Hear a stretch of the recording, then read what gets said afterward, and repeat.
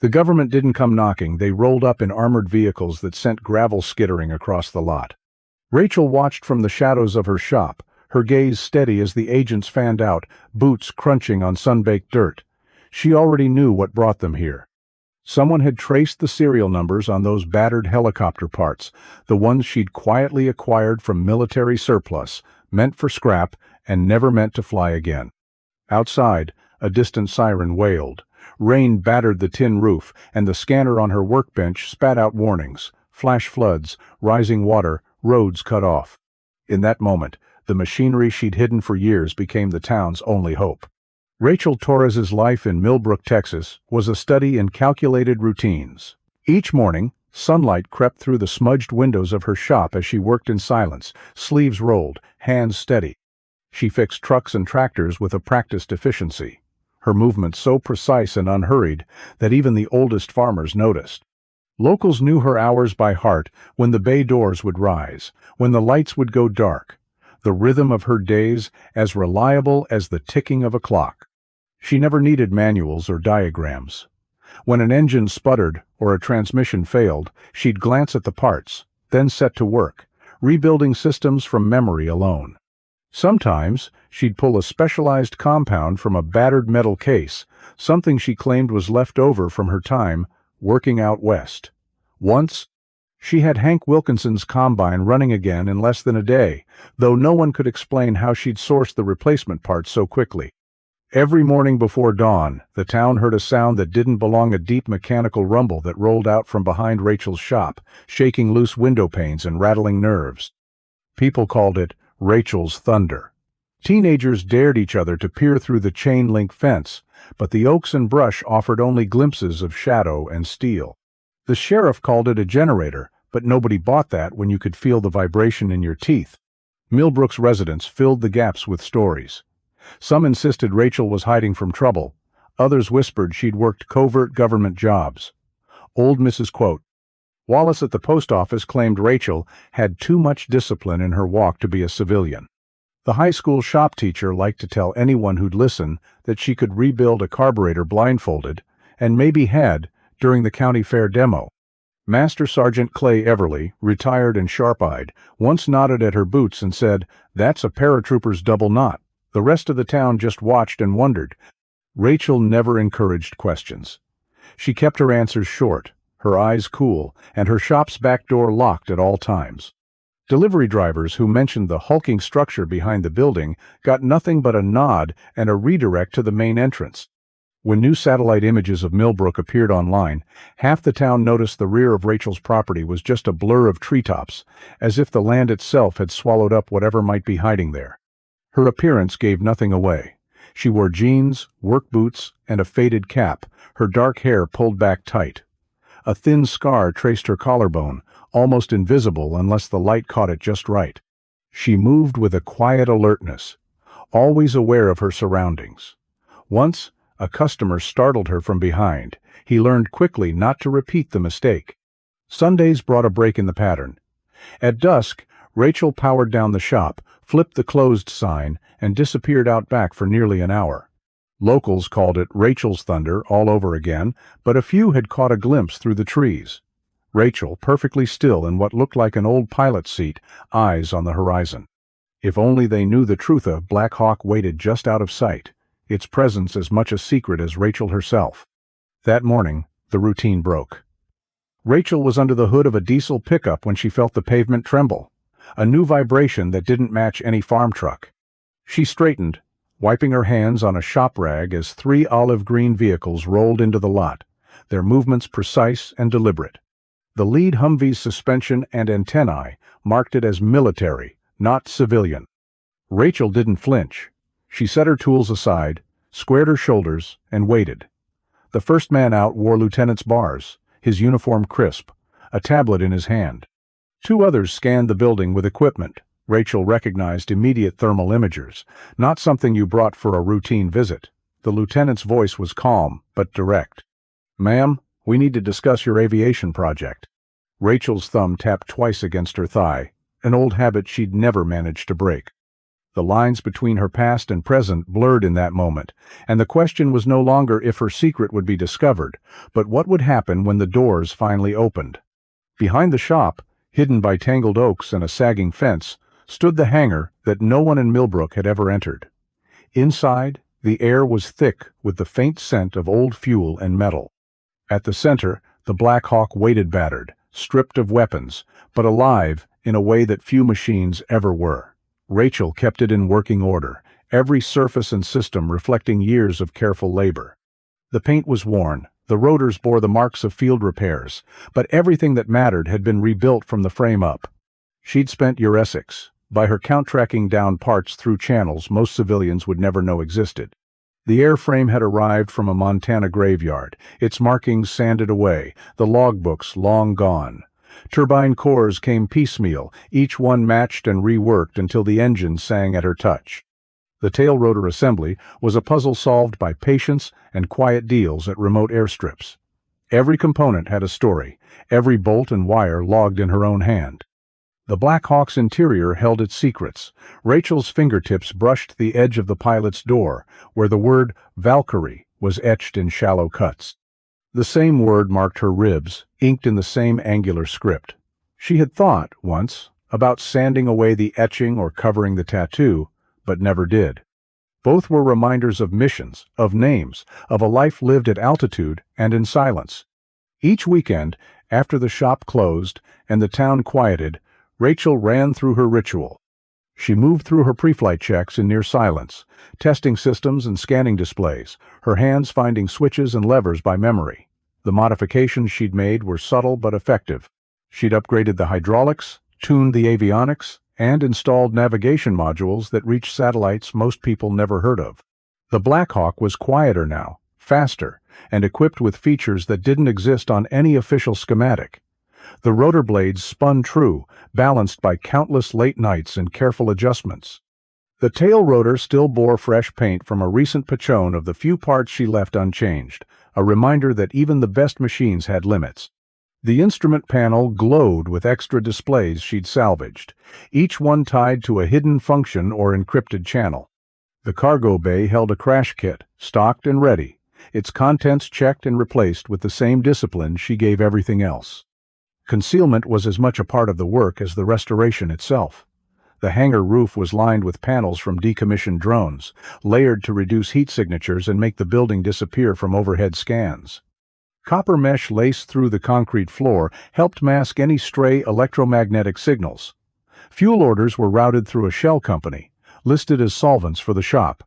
Even the maintenance log's 3 thick binders in her makeshift office were coded, with test flights recorded under false locations and dates. The Black Hawk was more than a machine. It was a sanctuary, a tether to a world she tried to leave behind. On Sunday evenings, Rachel sat in the cockpit, boots on the anti-torque pedals, hands resting on the controls. For a few minutes, she let herself become the person she used to be. The cracked windshield framed the setting sun, and the familiar hum in the cabin seemed to erase the years between then and now. In those moments, the mask slipped. She was not the quiet mechanic, but someone else, someone who had flown at night, who had answered to a different name and a different set of rules. Keeping the Black Hawk hidden in a place like Milbrook took discipline. The hangar didn't appear on any recent satellite images, and the trees outside grew wild enough to obscure the view from the road. Rachel's routines were built around secrecy fueling, maintenance, even the brief test flights she took only during storms, when thunder and wind could cover the noise. She never let the aircraft sit idle. Systems were checked, fuel tanks topped off, every detail logged in her precise handwriting. The helicopter was always ready, not as a relic, but as a living thing that could be called on at a moment's notice. Rachel stood in the hangar's dim light, her hand tracing the Valkyrie etching one last time. The sound of engines outside broke the quiet more vehicles than usual. Moving with a purpose she recognized instantly. She powered down the displays and stepped away from the cockpit, her thoughts already shifting. The careful balance she'd maintained for years was about to change.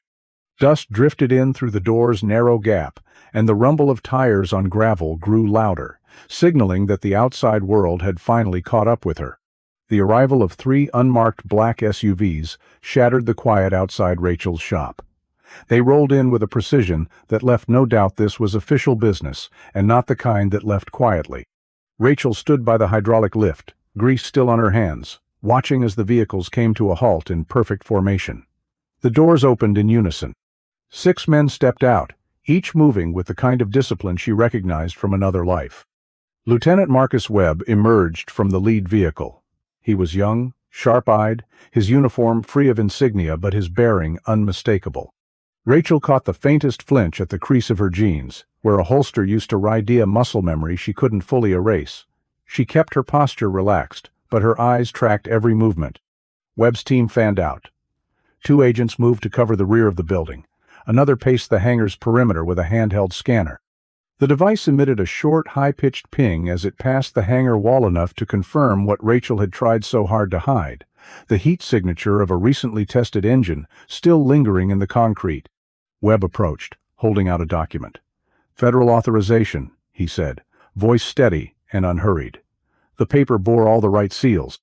Rachel barely glanced at it. She'd seen enough to know this wasn't a routine search. This was about something bigger. She crossed her arms, placing her hands near her chest pocket. "You're scanning for aircraft," she said, not bothering to hide her irritation. "Not just aircraft," Webb replied. He gestured toward the agent with the scanner. "Operational military assets. Even when they're grounded, they leave trace sheet patterns, electromagnetic fields, fuel residue. You've done a good job hiding it, but not good enough." He tapped his tablet, bringing up a set of satellite images. 3 weeks ago, restricted airspace over Nevada. This aircraft, he zoomed in on a blurry silhouette, unmistakable to anyone who'd ever flown one, executed maneuvers that aren't in any manual. Only a handful of people know those patterns. Rachel's jaw tightened. She recognized the flight path. She'd flown a Tunce, years ago, under circumstances she'd hoped would never resurface. Webb studied her, waiting for a reaction. The pilot in that footage knew tactics taught to a very select group, Ghost Squadron pilots to be specific. He let the words hang in the air. The implication was clear. He knew who she was, and what she'd done. The agent sweeping the hangar called out, holding up his scanner. "Thermal signature matches a Black Hawk. Fuel lines buried but active." Rachel's mind raced through options, but the perimeter was sealed. She recognized the pattern. This wasn't a raid, meant to catch her by surprise. This was an operation designed to bring her out of hiding. Webb's tone shifted, less confrontational, more matter-of-fact. "We've tracked the movement of parts for years. Montana, El Paso, here. It all leads to you." He showed her images of the Black Hawk's interior photos that revealed details only visible from inside the hangar. The modified controls, the etched word Valkyrie. Someone had been inside, and she hadn't noticed. Rachel leaned against the lift post, measuring the exits, the agents' positions, the odds. She saw the discipline in their stance, the way their hands hovered near radios, not weapons. They weren't here to arrest her. They wanted something else. Webb stepped closer, lowering his voice. "Major Torres." The use of her rank, buried for 6 years, landed with weight. "We're not here to put you in cuffs." Across the lot, the scanner pinged again, this time at a different frequency. The agent monitoring it looked up. Encrypted satellite traffic live feed, northern Syria. Rachel felt the old tension settle between her shoulders. Only one person would send that signal, and only for one reason. Webb caught her glance and nodded to his team to stand down. He held up a file, its number matching the one inked on Rachel's ribs. "Jackson Rivera's team is pinned down outside Aleppo," Webb said. "They're requesting extraction under Nightingale protocols." Rachel absorbed the news in silence. Nightingale meant no official support, no backup, and almost no chance of success. The scanner pinged again any movement, closing on the coordinates. The urgency was unmistakable. A voice crackled over the radio, broken but familiar. Emergency codes, the same sequence from a mission she'd never forgotten. Webb's men paused, waiting for her response. Rachel didn't hesitate. She reached into her pocket for the ring of keys the shop, the hangar. "Tell Rivera to light the beacon at 10 minutes, she said, her voice steady. Webb nodded, signaling his team to clear a path. Rachel moved toward the hangar, the years of secrecy and caution falling away with each step. The government hadn't come to expose her. They'd come because there was no one else.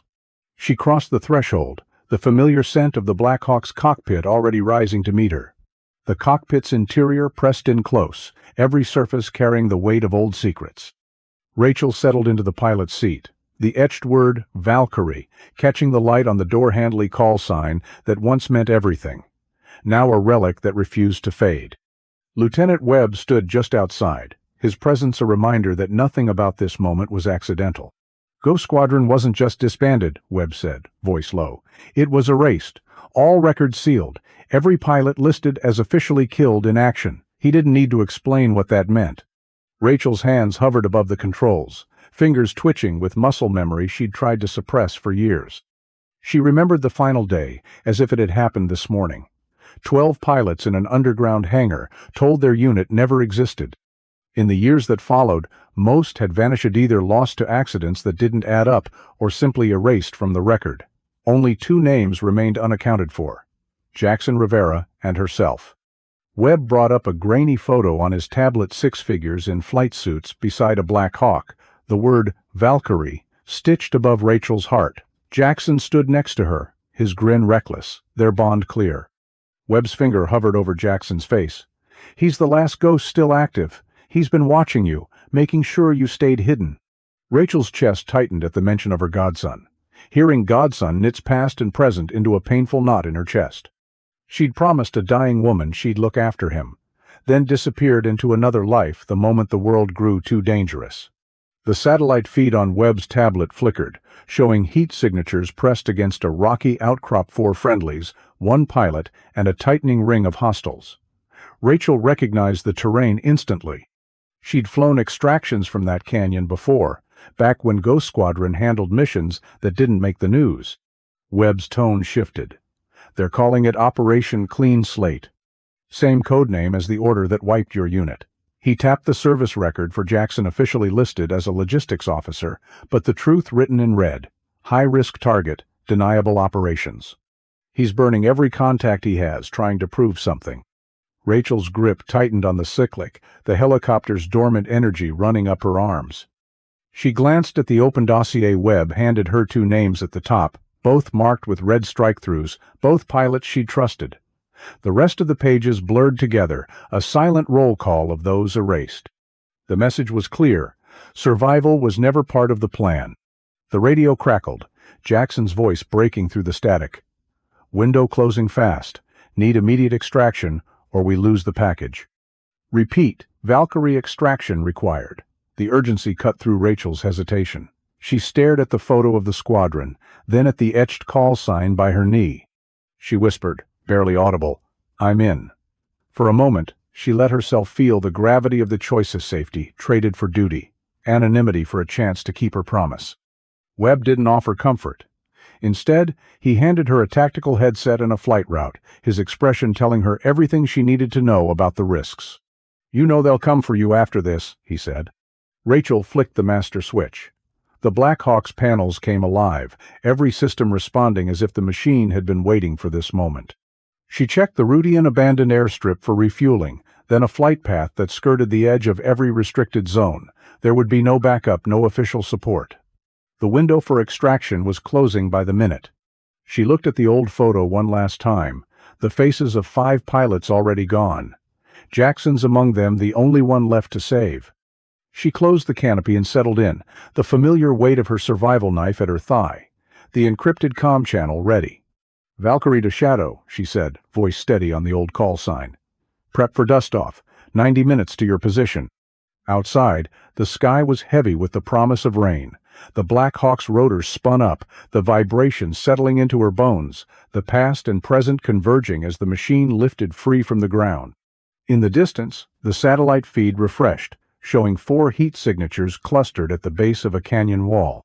The impossible rescue mission began with a single, desperate message: Jackson Rivera's voice, thin and strained, cutting through static on a frequency Rachel hadn't used in years.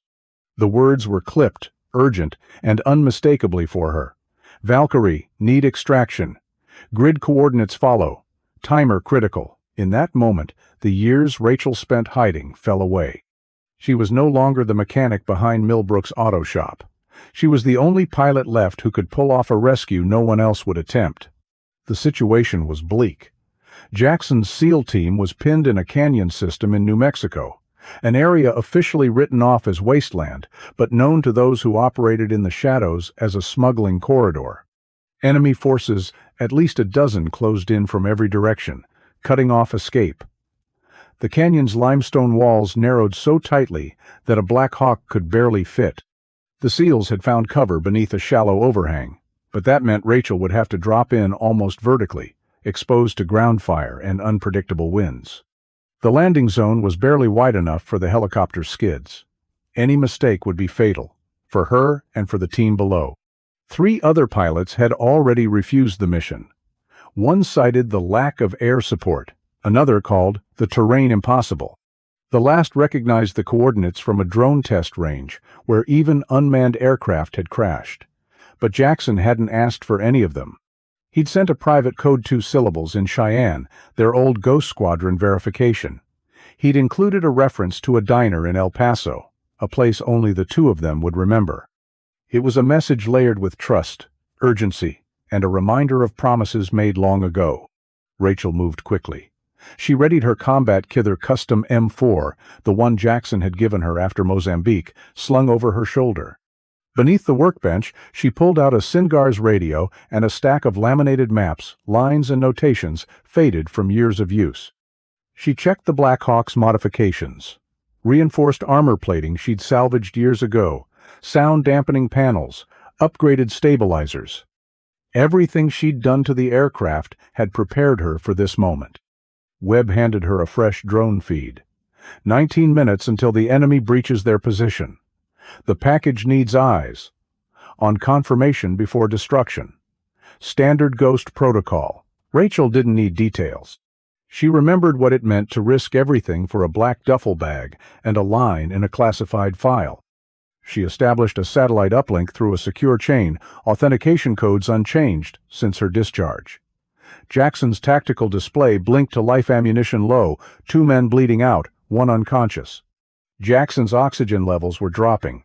The urgency was in the numbers, not just the words. The final message from Jackson scrolled across her screen. Primary exfil routes compromised. Enemy has SAMs on all approaches.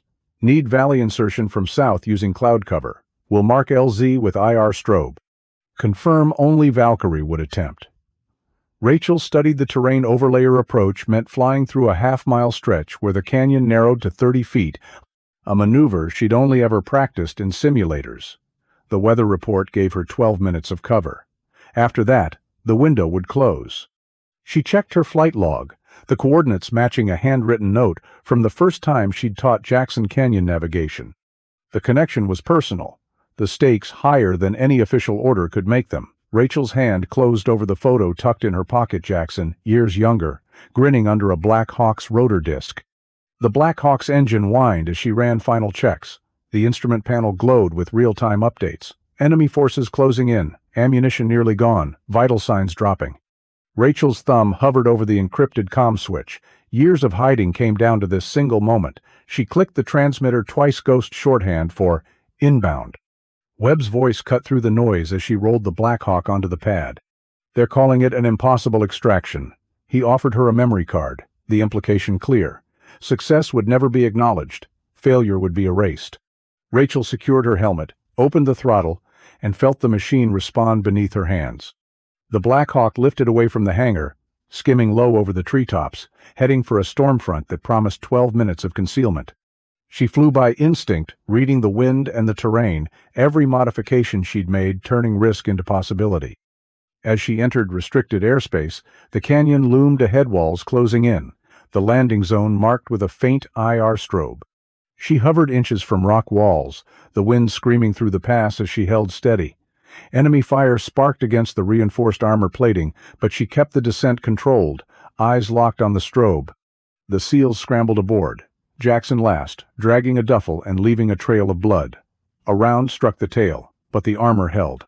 Rachel pulled the Black Hawk up and out, rotors nearly scraping stone, flares and chaff trailing behind as she broke free of the kill box. Jackson's voice came through the headset, ragged but alive. Knew you'd come. Rachel's reply was quiet, steady, and final. Never was just a mechanic. The Black Hawk banked into the clouds, rain streaking the windshield, as she set course for home. In the aftermath, Rachel landed in the hangar's shadow, the storm still echoing outside. The adrenaline faded, leaving her with the weight of old scars and new bruises, a reminder that Valkyrie had returned and the world would never see her the same way again. Rachel moved through the hangar in silence, the storm outside throwing flickers of blue light across the concrete floor. She stripped off her jumpsuit and pulled on her flight gear, each motion practiced and unhurried. The Nomex suit felt stiff from years in storage, but it fit as if it had never left her skin. She laced her boots, flexed her hands inside armored gloves, and listened to the wind rattle the Dorsa sound that signaled it was time. The startup sequence was second nature. Rachel flipped the battery switch and listened for the familiar whine of avionics. She checked fuel pressure and watched the turbines spool to life, the sound quieter than any military standard Blackhawk, thanks to the sound-dampening panels she'd installed herself. The instrument panel lit up with custom displays. She kept her focus on the new readouts: threat assessment, terrain mapping, and a navigation overlay in Ghost Squadron's deep red. The rest of the checks she barely needed to think about. She timed her takeoff to the crackle of thunder overhead. Heavy cloud cover rolled in, masking the hangar from any satellite eyes. Rachel eased the Black Hawk out into the open, the storm's downdraft buffeting the rotors as she climbed. The aircraft felt lighter than any model she'd flown in service, the carbon fiber airframe and rewired stabilizers responding instantly to her touch. She banked low, hugging the treetops as Milbrook faded behind her. Rachel switched to the encrypted channel. Static gave way to a familiar voice, older but unmistakable. "Ghost Leader, this is Valkyrie. Inbound." She keyed in the 7-digit code, syncing her system with Jackson's tactical feed. 4 green dots appeared on her display, huddled at a set of coordinates she knew by heart. Enemy contacts pulsed in red, closing in from every side. The canyon system ahead was a maze of stone and shadow, officially a wasteland, unofficially a corridor for people who wanted to stay hidden. Rachel adjusted her course, letting the Black Hawk ride the wind as if it belonged to the storm. The landing zone was nothing more than a ledge, barely wide enough for the skids. She dropped altitude, letting the aircraft settle just above the rocks, the rotors beating a rhythm that echoed through the canyon. She armed the defensive suite she'd built from spare parts and classified diagrams, flares, chaff, and a few systems the military would never sign off on. The threat board lit up with missile signature-sold models, but still deadly. Rachel triggered countermeasures, flooding the air with false signals. The Black Hawk slipped through the engagement zone before the enemy could react. Wind and rain battered the cockpit as Rachel guided the helicopter deeper into the pass. Her hands stayed steady on the controls, every movement a conversation between pilot and machine. The aircraft responded with a precision that bordered on instinct. She hovered inches from the canyon walls, the wind screaming through the pass as she held steady. Below, flashes of gunfire marked the SEAL team's position. Rachel's voice was calm over the comm. "Some things you don't forget, Ghost Leader. Some promises you don't break." She watched enemy fire spark against the reinforced hull, the armor holding. Her focus narrowed to the extraction timing, distance, the exact moment to touch down without losing control.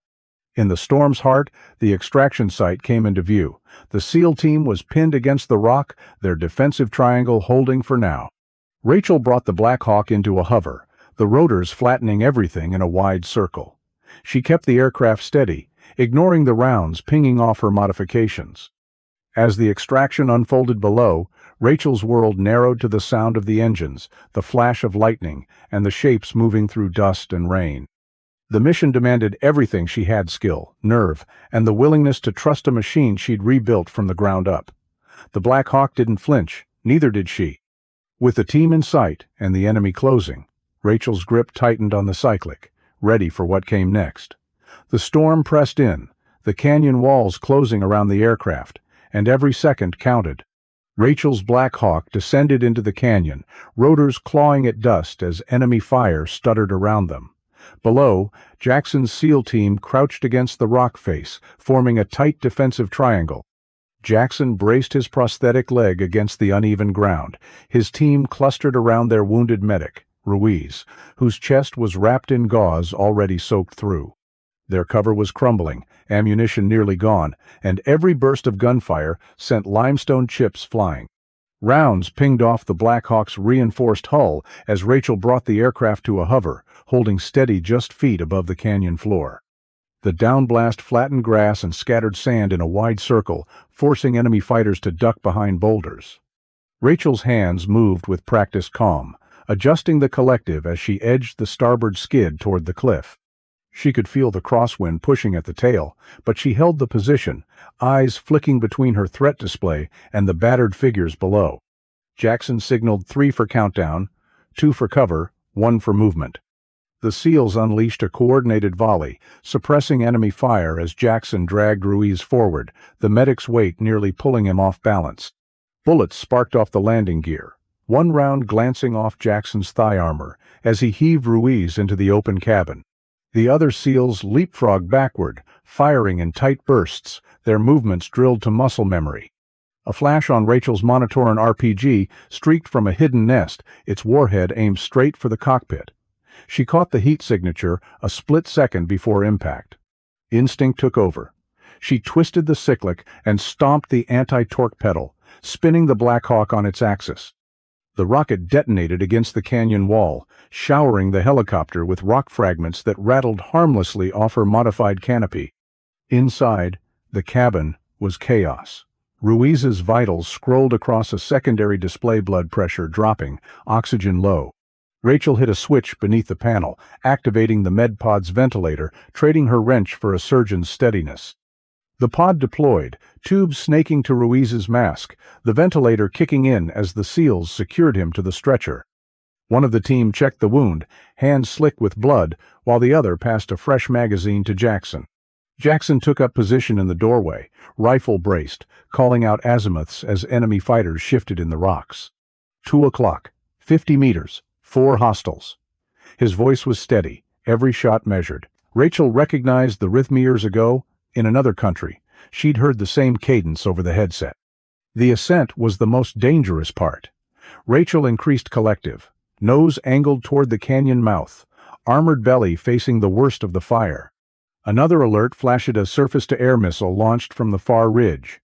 Rachel released flares and chaff, the countermeasures burning bright against the rain, and pulled the helicopter into a tight corkscrew climb. Rounds stitched the hull, one puncturing the tail boom, but the controls held. She felt every vibration through her hands, adjusting for the wounded rotor, keeping the aircraft stable as they cleared the rim with feet to spare. Jackson collapsed into the co-pilot's seat, sleeve dark with blood. Rachel handed him a pressure bandage, her eyes never leaving the flight instruments. Ruiz's vitals stabilized as the ventilator took over, and the other SEALs checked their wounds, counting ammunition in silence. The storm swallowed the Black Hawk as they pulled away from the canyon, enemy shapes shrinking to shadows below. For a long moment, no one spoke. Jackson finally broke the quiet, staring at Rachel through the rain-streaked glass. "They told me you were dead." Rachel adjusted course, watching the fuel gauge and the flicker of warning lights. "You told me that LZ was impossible," she replied, voice flat but edged with memory. Jackson managed a tired smile, the old understanding passing between them. They flew on, the battered helicopter banking toward the desert. No words needed. Valkyrie lived again. In the distance, the outline of an abandoned airfield emerged through the rain, tarmac nearly lost beneath shifting sand. Inside the hangar, Rachel kept her movements deliberate, her eyes scanning the space out of habit. The place looked like any other abandoned strip from the outside, but inside, it was clear this was no ordinary safe house. The walls were lined with satellite maps and pinned-up photographs, each one marked with notations in a hand she recognized. Banks of encrypted comms gear glowed in the dim light, their steady hum filling the silence. Every detail pointed to a facility built for operations that didn't exist on paper, a clandestine command center, 40 miles from El Paso, that asked no questions and left no trail. Jackson moved with a limp, his prosthetic leaving shallow tracks in the dust as he crossed to the main console. "This is where Ghost Squadron went when the world stopped making sense," he said, voice low. He keyed in a code, and the monitors came alive, one showing a grid of mission files, another a live feed of encrypted chatter. Rachel recognized the software military grade, but stripped of all official markings. This was the kind of setup meant to exist only in rumor. She watched as Jackson slotted a hard drive into the console. The drive was a dead man's switch, loaded with evidence he'd been collecting for years. If anything happened to him, the contents operation logs, photographs, audio files would go straight to journalists who specialized in government cover-ups. Rachel took in the screen as it filled with file names she'd hoped never to see again. Mission reports stamped with Ghost Squadron's call signs, lists of targets, and after-action summaries that didn't match any official records. Jackson opened a personnel file. Webb's photo appeared, the same cold stare she remembered from their last mission together. His service record traced a path from Field Command to Pentagon Intelligence, each promotion coming faster than the last. Jackson didn't bother hiding the bitterness in his voice. Reaper sold us out. Every off-the-books raid, every arms diversion has signatures on it somewhere.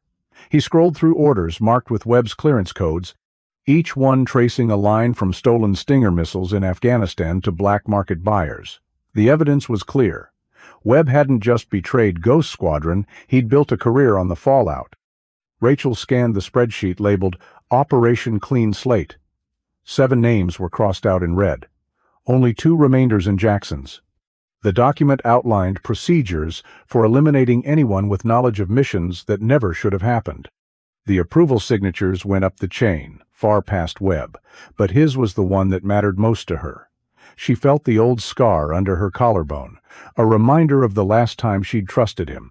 Jackson handed her a memory card, identical to the one he kept locked in a metal case. "If we go down, these files go public," he said. The dead man's switch was simple. If their heartbeats stopped transmitting, every piece of evidence would be released. Rachel slipped the card into a hidden pocket, feeling its weight settle against her ribs. He didn't have to say what came next.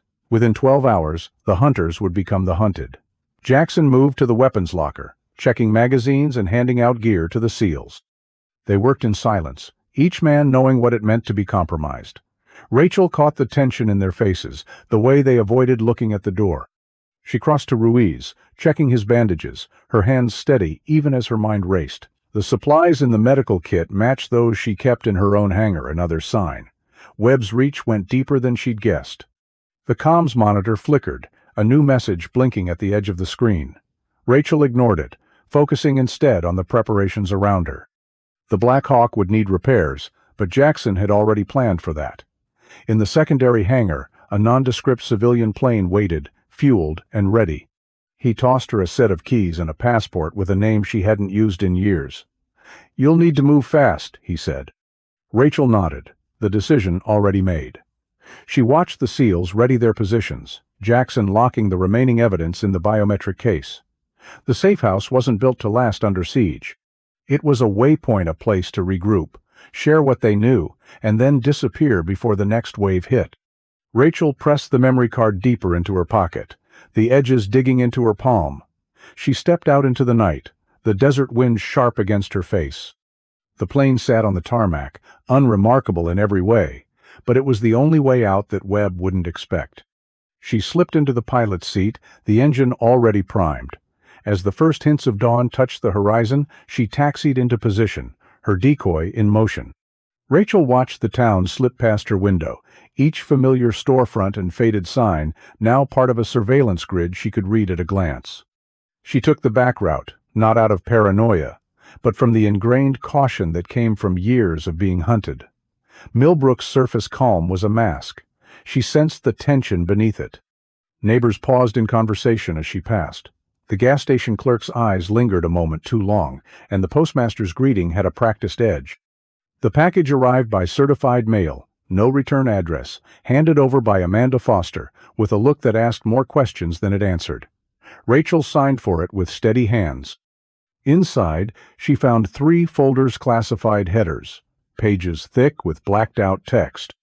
The reports hinted at treason, each one constructed to look damning but missing the real proof that only Jackson's cache could provide. The setup was obvious. Someone wanted to frame her, using her own history as a weapon. She noticed gear marks in the dirt behind her shop non-civilian boots, careful not to disturb her alarms. The agents had mapped her entry points, leaving subtle traces only someone like Rachel would spot.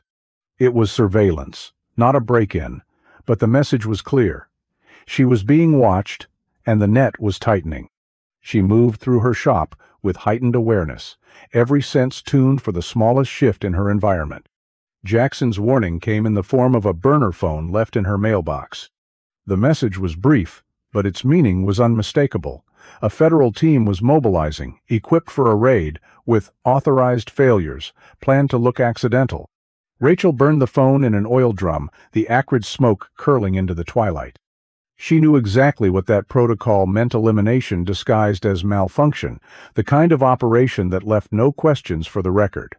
She spent the night preparing. Rachel reprogrammed the hangar's security system, looping camera feeds and staging a decoy escape. The scene was set. Duffel bags half-packed, a fuel gauge reading low, a note about heading south left out in plain sight.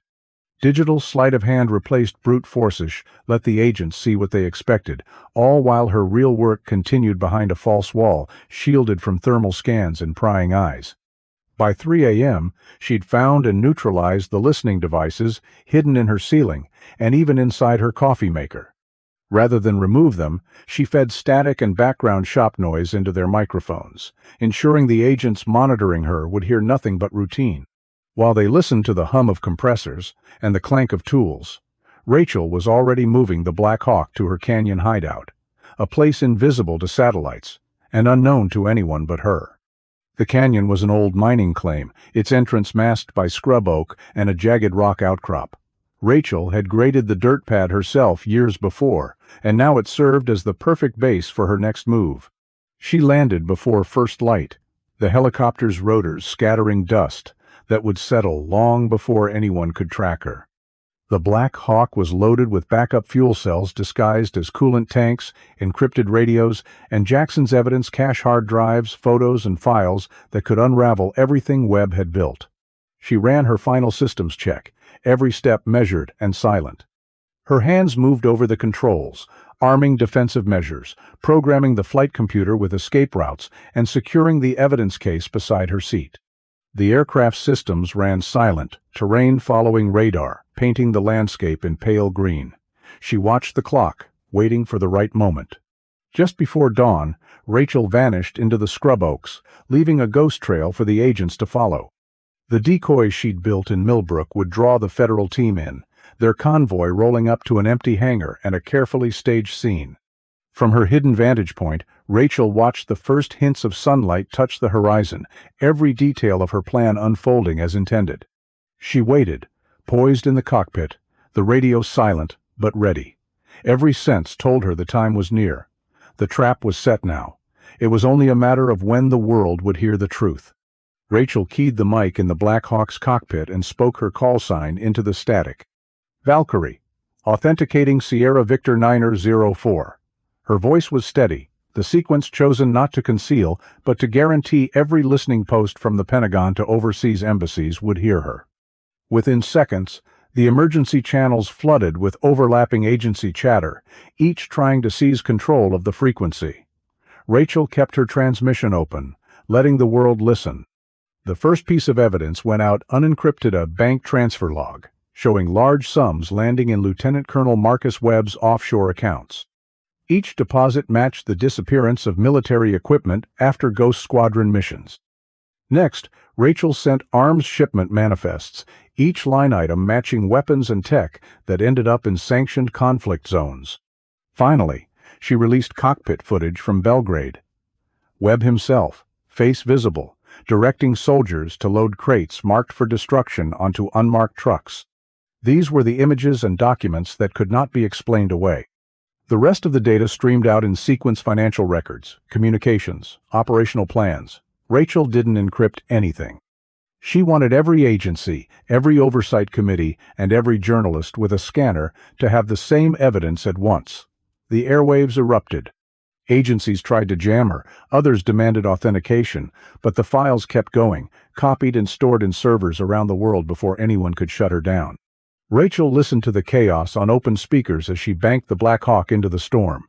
Even fighter jets were scrambled, then ordered back. This broadcast could not be silenced. The government's response was frantic.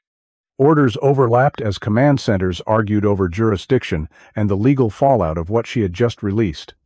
Rachel's hands never left the controls. She flew low, using the storm's cover, her route mapped to avoid the worst of the government's reach. Webb's voice broke through the emergency channel, stripped of its usual composure. "This is career suicide," he raged live, his desperation bleeding into every word. Rachel heard the threat behind it, but she kept transmitting, her focus on the evidence now cascading through secure networks and public feeds alike. Webb's helicopters swept the canyons behind her, but Rachel's maneuvers forced them to hesitate at every turn. Her defensive systems flares, chaff, the cover of the storm kept her ahead, always just out of reach. As the pursuit played out in the sky, events on the ground accelerated. In a Pentagon briefing room, senior officers and legal staff watched Rachel's broadcast in real time. They saw Webb's signature on orders, his voice giving illegal commands, and the footage of him accepting payment from a known arms trafficker.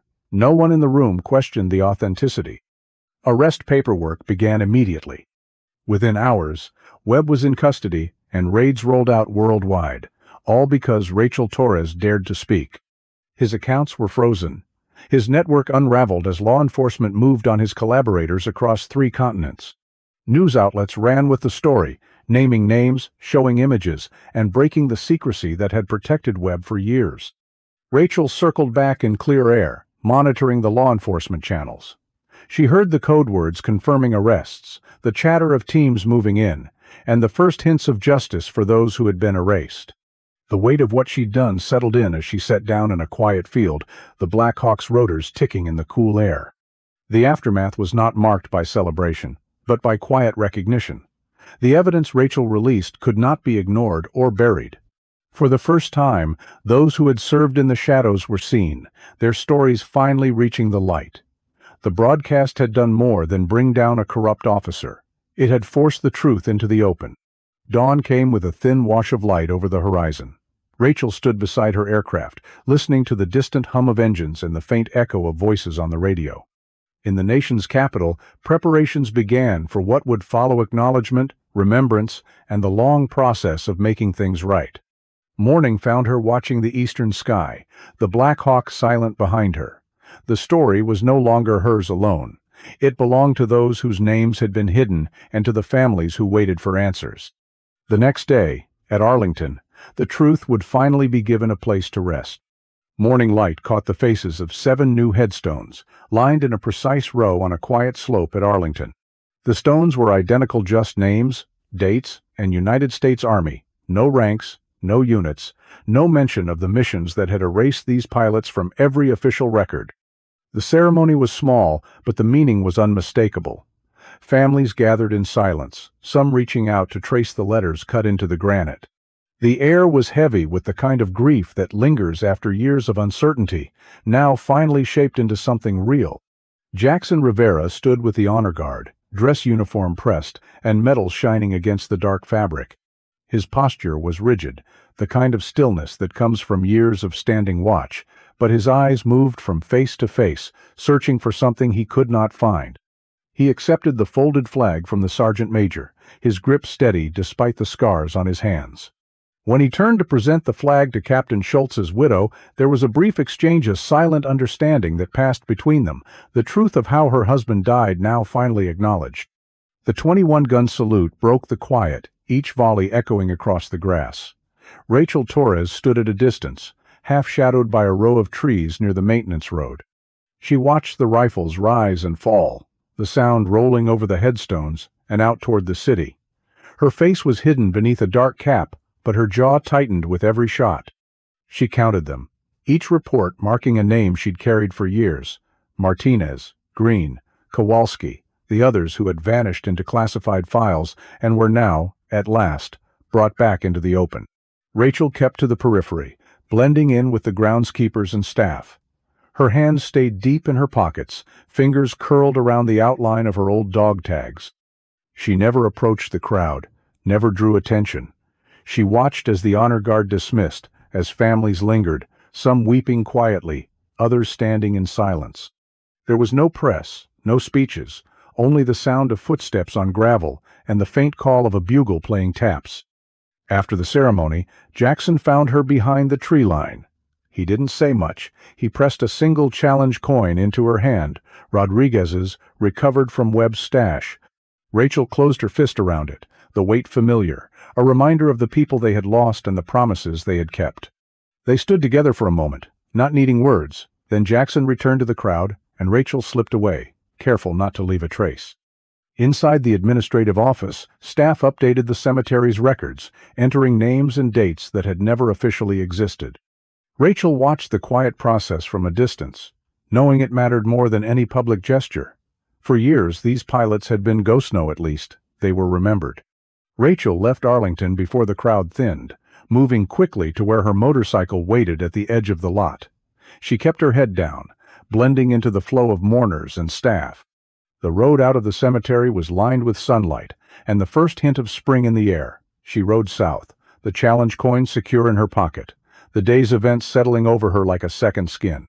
3 days later, Rachel returned to Milbrook as dawn broke. The sign on Torres Auto Repair still read, "Closed for family emergency." She walked past the shop and straight to the hangar, where the Black Hawk sat beneath its tarp, systems quiet but ready. She checked the maintenance logs, noted the work of head-tail rotor bearings, hydraulic seals, recalibrating the threat detection. She worked through the night, hands steady, the old radio playing low in the background. Before sunrise, she touched up the Valkyrie etching inside the cockpit door, the paint still drying as she closed the hangar and stepped back into the quiet of her old life. By morning, she moved through town unnoticed, her presence blending back into the routines of Milbrook. No one questioned the grease on her hands or the fatigue in her eyes. The Black Hawk remained hidden, the evidence secured, and Rachel Torres Valkyrie became, once again, just another mechanic in a small Texas town. The world outside Arlington moved on, but for those who had served in the shadows, the ceremony marked a line between what was lost and what could be reclaimed. In the days that followed, the story of Ghost Squadron began to circulate in quiet circles, a lesson in loyalty and the cost of truth. And as the morning settled over Milbrook, the next chapter waited, just out of sight, for the first knock at the door. Lieutenant Sarah Williams arrived at Torres Auto Repair just after sunrise, her rental car blending in with the battered work trucks out front. She stepped onto the gravel with the kind of posture that caught Rachel's attention: immediate shoulders, squared, boots laced in the double overhand knot only taught at the academy. Sarah moved like a soldier, every detail rehearsed for this meeting. Rachel watched from beneath a Chevy's chassis, noting the way Sarah's hand hovered near her hip, where a sidearm would have been. The young lieutenant's gaze swept the garage, taking in exits and blind spots without lingering. Her haircut was just long enough to pass for civilian, but the tan lines on her wrists and the way her fingers traced the edge of a wrench gave away her recent transition from uniform to plain clothes. Sarah paused at the lift, clearing her throat. "Ma'am? I was told you might have parts for a 92 UH-60. The words came out practiced, a challenge phrase meant to open doors in places where trust was currency. Rachel slid out on the creeper, wiping her hands on a red shop rag. She studied Sarah's face, early 20s, freckles crossing the bridge of her nose, a faint scar along her jaw. The lieutenant didn't flinch under scrutiny, just stood there with a stillness that came from long hours in briefing rooms and the kind of training that expected you to wait for orders. "Someone lied to you," Rachel said, tossing the rag on the bench. She walked toward the back office, leaving the door open behind her. Sarah followed without hesitation, closing the distance with measured steps. Inside, the office smelled of stale coffee and motor oil. Rachel poured 2 mugs, sliding one across the desk. Sarah took it black, not pausing to check the temperature. Her eyes flicked to a photo above the file cabinet. 5 people in flight suits, their faces blurred by glare. "They recruited you straight out of flight school," Rachel said, voice low. She saw the faint ring on Sarah's finger where a class ring had been. The hesitation before Sarah answered was enough. Sarah set her mug down, perfectly centered. "The program's called Dark Angel.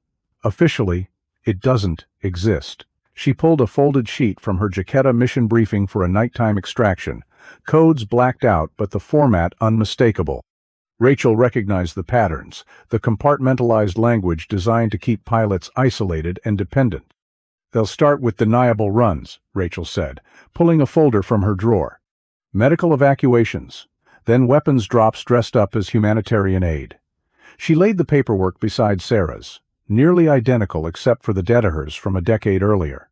Sarah's fingers twitched, tension controlled. First casualty last month, mechanical failure, during a training exercise. The emphasis told Rachel what she needed to know. The new program weeded out dissent the same way old ones did, just under a different name. Rachel leaned back, watching Sarah. You're here because they mentioned Valkyrie. The word hung between them, half legend, half warning. Sarah nodded, almost imperceptibly. My handler said you were dead, but I found your name in a declassified report from your early service. She reached into her pocket and placed a dog tag on the desk J. Rivera. The micro-etched key gave Rachel an instant answer. Jackson's legacy guided new recruits. Rachel turned the tag in her hand, feeling the weight of old promises. They're running the same playbook. Isolate you, make you reliant on their approval for everything: promotions, housing, even leave. She turned the tag over once more, then set it beside the folder. Sarah stood and walked to the window, looking out at the hangar where the Black Hawk silhouette was barely visible beneath its tarp. They want me to fly a rescue next week. No backup, no extraction if things go bad. Rachel joined her, studying the reflection in the glass. She saw the exhaustion in Sarah's face-dark circles, a stiff shoulder, the kind of weariness that doesn't come from lack of sleep alone. They'll burn you the moment you're inconvenient, Rachel said quietly. She unlocked a cabinet and withdrew a sealed envelope, sliding it across the desk. Inside, a business card with a phone number and the word dusk written in faded ink. Sarah looked at the envelope, her expression unreadable. You're offering me a way out. I fix things that are broken, Rachel replied. Her tone was even, but something in her eyes told Sarah this was more than a mechanic's promise. A truck backfired on Main Street, and Sarah flinched, just a flicker, before her composure returned. She took the envelope, tucking it into her jacket with the same deliberate care she'd use for classified documents. At the door, Sarah paused. They say Valkyrie is just a legend. Rachel powered up the old desktop, the monitor flickering to life. When they briefed you on the program, did they mention how many pilots never made it home? She waited until Sarah turned, their eyes meeting for a long moment. Sarah didn't answer. She slipped out into the morning, her stride a little looser, her head higher. Rachel watched from the window as Sarah crossed the lot, the envelope hidden but her stance changeless, rigid, more aware. Rachel returned to her desk, the office settling into quiet. The day outside moved forward as always, the town waking up, the world unchanged on the surface. But Rachel knew the choice now belonged to someone else. And whatever happened next would depend on which path Sarah chose to walk. Morning in Milbrook felt unchanged, but Rachel quietly prepared beneath it all. The routines that shaped her days: unlocking the bay doors at Torres Auto Repair, greeting the farmer with the misfiring combine, diagnosing a bad injector before he finished his Storage movement, held the same precision that once guided a Black Hawk through a mountain pass.